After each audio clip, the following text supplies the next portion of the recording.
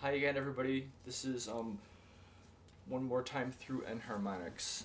If you have your books nearby, please open up to page 412. I want to give you a couple more hints about some of the homework assignments. Typically, this is one of the questions that comes up. This is one of the ways that enharmonic modulation seems counterintuitive. So let's go through the three chorale examples on page 412. What I've got up here is the pivot chords for each of those three, and a couple of other facts about the characteristics of them, what key they begin in and what key they wrap up in. So the first one starts in the key of E major, but it ends in the key of G.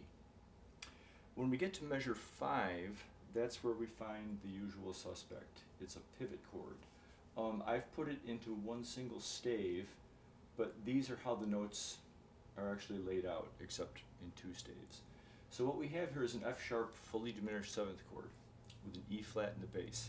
So it's in 4/2 inversion. Now, the way it looks, F sharp A C E flat on the bottom, it looks like something that could operate in G, like a 7 chord. But it's also got to be something that can operate in E. So what we have to do is figure out, all right, it looks like something in G, but if we give ourselves permission to change it, can we keep it sounding the same but make it look like something that makes sense in G? And if we look down here, let's keep all the notes on the top the same, but let's decide that we're going to use, instead of an E flat, we're going to swap that for a D sharp. E flat sounds just like D sharp. When we do it that way, with D sharp rather than E flat, and then we sort of spell the chords out in close position, it looks like a D sharp fully diminished 7th chord. And that is something we can use in E. A D sharp fully diminished 7th chord is a Roman numeral 7/7 in E. And then if I change the D sharp rather back into an E flat, it goes back to looking like something in the key of G. So it'll be clear visually how it works for one of the keys, but one of the puzzles of this is you've got to figure out, all right, if I change the way it looks, how can I make it also look right for the second key? And that's how in this case. In the second example, we start in C minor, we wind up in E minor. In measure 3, we get to the pivot chord. It's one of the usual suspects. It's an F sharp fully diminished 7th chord. So an F sharp fully diminished 7th is a 7/7 of G. That's where that chord wants to resolve to, and that is something I can use in the key of C minor. It's a secondary dominant. G is either scale degree 5 or Roman numeral 5. So this is a 7/7 of 5 in G. But then the chorale modulates to the key of E minor. So this looks right. It looks like something I can use in the key of C, but how would I have to change its appearance so I could see how it was also operating in the key of E minor? And here's how. E flat sounds just like D sharp. So if I substitute D sharp for the E flat, then I get the chord that looks like this: D sharp, F sharp, A, and C. That's a D sharp fully diminished 7th chord in first inversion, and that is a Roman numeral 7 chord in the key of E. So these both sound the same. Visually, it's clear that that one could work in the key of C minor. It's a 7 of 5. But if we change the E flat, after we think about it for a minute, to D sharp, then we can also see, oh, it can also be made to look like something that makes sense in the key of E, and that's why it sounds just fine, because D sharp sounds just like E flat. That's how it would have to be changed, so we could see, oh, that's how it works in the key of E. The third example starts in the key of D major and winds up in the key of F sharp minor. In measure 2, we get to the pivot chord. It looks like this. Again, I've put it in a single stave. But I've got the notes D, F sharp, that's an F sharp from the key signature, A, and C. So it's spelled like a 5/7 chord, and D, F sharp, A, C would be a 5/7 of G. So that's a secondary dominant in the key of D. G is scale degree or Roman numeral 4, so this is a 5/7 of 4 in D. That's how it looks. But then we wind up going to the key of F sharp minor. So how would I have to change the appearance of this chord so I could see that, oh yeah, that works in the key of F sharp minor too? And here's what happens. C natural sounds just like B sharp.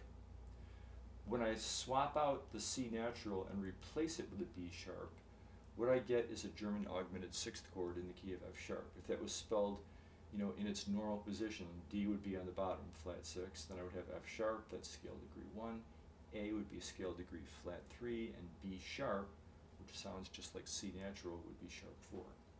So when we change the C to a B sharp, then visually we can tell how this works and why it works in the key of F sharp minor. But even before we do that, it still sounds okay because C natural sounds just like B sharp. A couple of hints about some of the homework assignments. On page 413, you've got an excerpt from Adelaide, which is a song by Beethoven. Now, this excerpt starts in the key of G flat major, and it winds up in the key of B flat minor. The pivot chord there is in measure 4, and Adelaide starts with a pickup, so the fourth measure in has 59, 60, 61, and 62. Measure 62. Now, there we have a chord that has a G flat, a B flat, and an E natural. So G flat to E natural is an augmented sixth.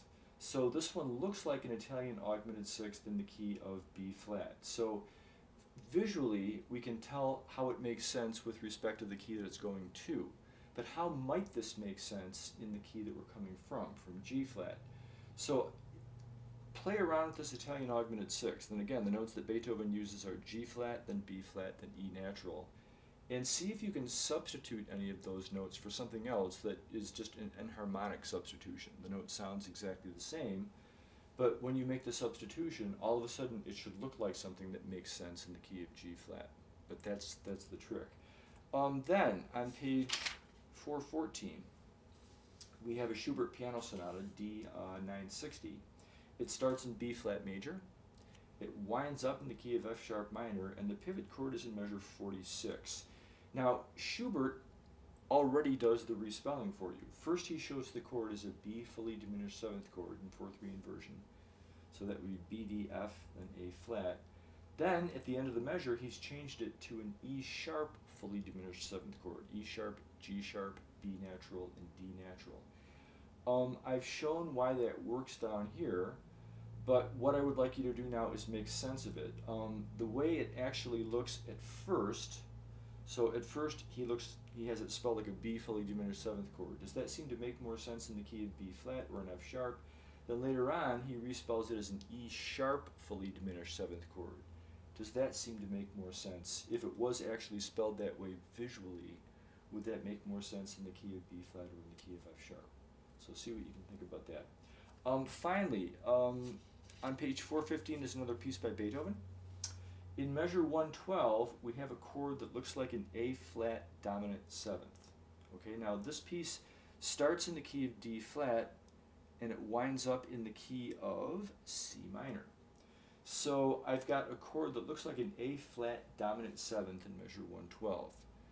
Just based on how it looks, does that chord make more sense to you in the key of D flat or in the key of C minor? And D flat, it's 5/7 and D flat. How could we change the spelling of that chord? Actually, how could we change one note in the spelling of that chord? So the chord would sound the same, but now we can see visually how this chord works to help get us into the new key. So that's where the essential issue is. And in measure 113, Beethoven also presents a fully diminished seventh chord. See what you can make of that fully diminished seventh chord. Look at the notes in it, and go back to the trick of take each note, each one of the 4 notes, one at a time, and imagine that that's the root of a fully diminished seventh chord. Can that fully diminished seventh chord in measure 113, if you have, the free license to make any one of the roots the new root of the chord, any one of the notes in the chord the new root, could you make that into something that looks like it would operate in the key of D flat? Could you make that into something that looks like it would operate in the key of C? That's really the essential trick. Other than that, you have one more homework example on page 417, and I may or may not post something about that. If that one is becoming a real issue, why don't you call me on the phone? Otherwise, I might, like I said, or might not get back to that, and we'll carry on into next week with more enharmonic stuff. I hope everybody's doing really well, and take care of yourselves.